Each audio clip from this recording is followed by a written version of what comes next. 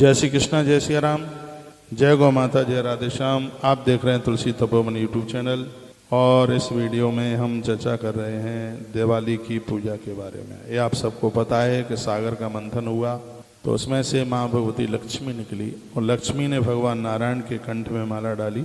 वही दिवाली का यह समय था। बताते हैं कि मंथन अमावस्या के दिन चल रहा था तो सुबह भोर में गैया मैया निकली, गौ माता ने, और संध्या के समय में माँ लक्ष्मी निकली। इसलिए गौ माता लक्ष्मी मैया की बड़ी बहन है, अग्रजा जिसको माना जाता है। 2023 की दिवाली बड़ी सुखद है, बड़ा आनंद देने वाली है। या लक्ष्मी दिवसे पुण्डे दीपावल्याम च भूतले गवाम गोष्ठे तो कार्तिक्याम सा लक्ष्मी वरदा ममा। बहुत ध्यान से सुनिए। देखिए, मैं तो श्लोक और प्रमाण दे के आपको बात कर रहा हूँ।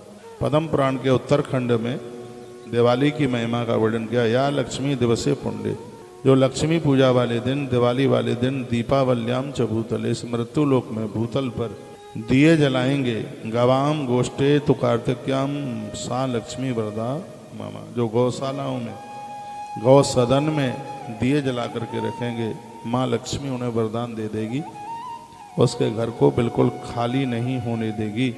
ऐसा स्वयं माँ भगवती लक्ष्मी ने अपने मुख से ये बात कही है। यह पूरी कथा भगवान शिव कार्तिकेय जी को सुना रहे हैं। कहते हैं लक्ष्मी, भगवान विष्णु, भगवान गणेश और सूर्य भगवान, चंद्रमा, इन सब की पूजा होती है। भोर में सुबह जल्दी जाकर के स्नान किया जाता है। दिन भर लोग व्रत करते हैं, रात्रि को पूजा करके फिर वह अपना व्रत खोलते हैं। हे कार्तिकेय, लक्ष्मी चाहने के लिए, धन चाहने के लिए, घर में समृद्धि चाहने के लिए इतनी जगह पर लोगों को दिया जला करके रखना चाहिए। तो स्वयं भगवान बता रहे हैं कि वह दिया जला जला करके कहाँ कहाँ रखें, तो उनको सुन लीजिए। वो कहते हैं कि लक्ष्मी पवित्र दिन में, दिवाली उनके लिए बड़ा दिव्य दिन माना गया है, क्योंकि इस दिन समुद्र में से माँ लक्ष्मी प्रकट हुई है। तो ये दिए पृथ्वी पर जलाइए, छतों पर जलाइए, गौशाला में जलाइए, और वर्णन किया गया है कि बगीचे में जलाइए, नदी के किनारे पर जलाइए, घर की प्रमुख देवली पर जलाइए, तुलसी के सन्मुख जलाइए। वर्णन किया है तुलसी के सन्मुख, इसको आप जरूर जलाइए। वृषभ के पास में जलाइए। अश्वशाला यानी जहाँ घोड़े वगैरह बनते हैं वहाँ भी आप दीपदान करें। और रसोई में जरूर दिया जलाएं, जहाँ आप अपना धन रखते हैं वहाँ दिया जलाएं। शयन कक्ष की देहली पर जरूर दिया जला करके रखें। हस्तीशाला जहाँ हाथी बंधे हुए होते हैं वहाँ पर अवश्य में जरूर दिया जलाइएगा।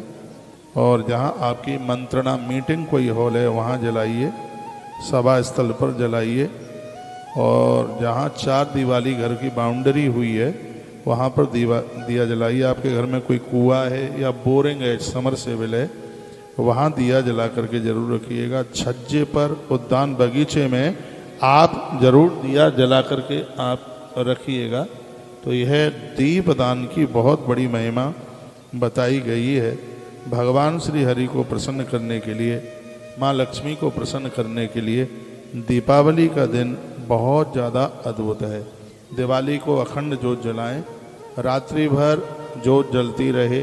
लक्ष्मी नारायण भगवान के ऊपर बेल पत्र की तीनों पत्तियों पर चंदन, और आप चंदन के द्वारा उसमें बाजार में यदि आपको मिल जाए तो चंदन के साथ गोरोचन और मिला लीजिएगा। और फिर कदम के डंठल के द्वारा या बेल के डंठल के द्वारा तीनों पत्तियों पर आप श्री लिखिए।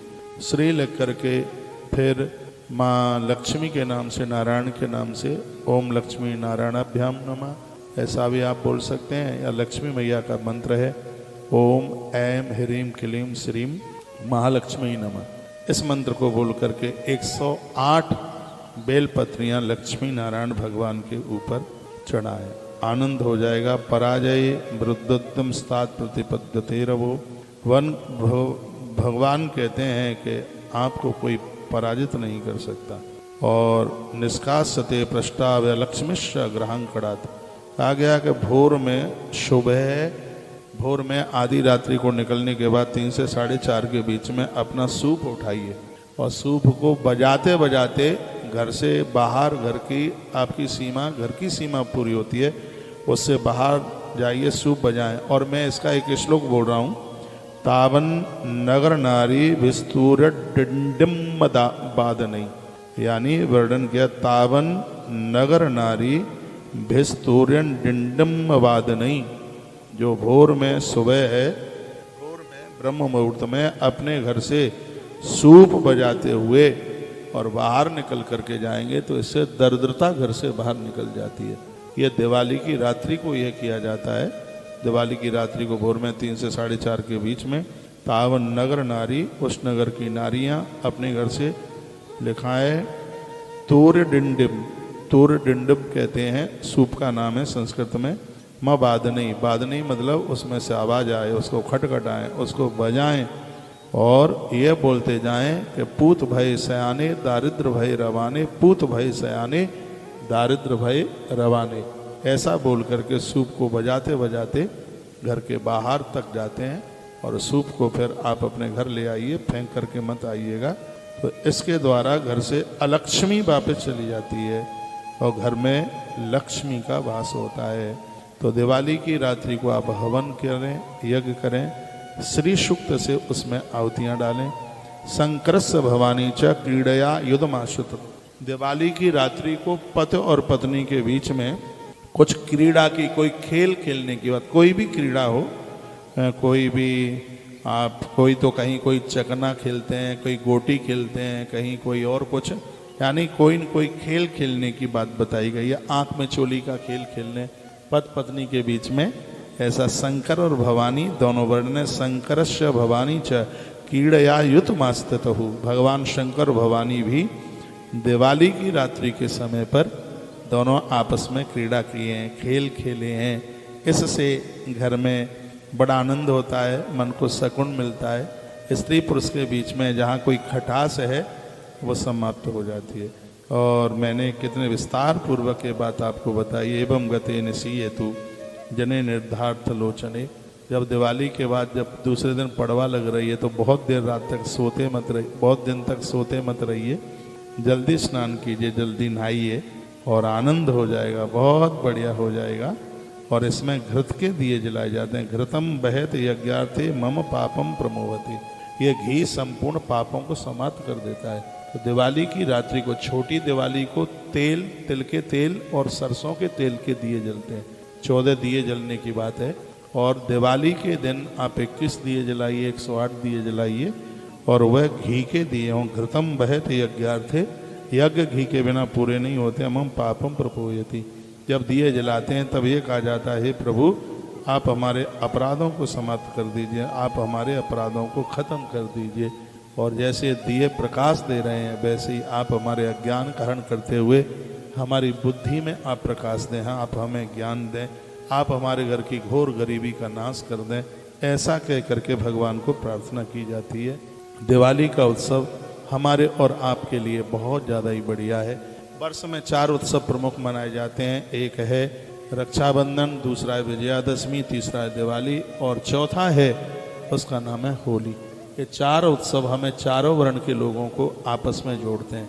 ऐसा बताते हैं कि जो रक्षाबंधन का त्यौहार है वो ब्राह्मणों का है, विजयादशमी है वो क्षत्रियों का है, दिवाली है वो वैश्यों की है और होली है वो कनिष्ठ वर्ण की है। लेकिन हम बड़े बड़भागी हैं कि चारों वर्ण के लोग चारों त्योहारों को अपना ही समझ करके मानते हैं। ये बहुत आनंद की बात है। 2023 को ये दिवाली आई है। अगले वीडियो में मैं उसका मुहूर्त वगैरह भी बता दूंगा।